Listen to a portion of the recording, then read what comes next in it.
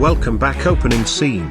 The Ford Model T, one of the most important cars in automotive history, launched in 1908. It wasn't just a car, it was a revolution. Henry Ford didn't invent the automobile, but he did make it accessible to the masses. Before the Model T, cars were expensive toys for the wealthy. This machine changed everything. Let's talk about what made it special. Under the hood, the Model T had a 2.9-liter, 4-cylinder engine producing just 20 horsepower. That might not sound like much, but for its time, it was impressive. With a top speed of about 45 miles per hour, it was built for the rough roads of the early 20th century. And guess what? It could run on gasoline, kerosene, or even ethanol. Talk about being ahead of its time. Now, the transmission of this is where things get interesting. The Model T used a planetary gear system with just 2 forward gears and 1 reverse. No clutch pedal like modern cars. Instead,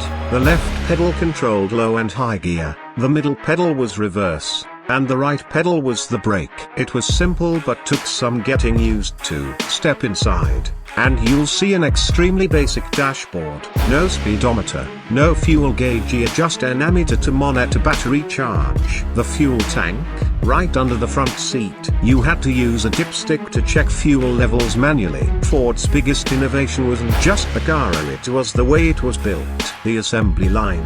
Before Ford, building a car took over 12 hours. With the Model T's production system, that time was cut to just 93 minutes. This efficiency made the Model T incredibly affordable. In 1908, it cost around $850. But by the 1920s, prices dropped to as low as $260. That's like getting a brand new car today for a few $1,000s. By the time production ended in 1927, over 15 million Model Ts had been built.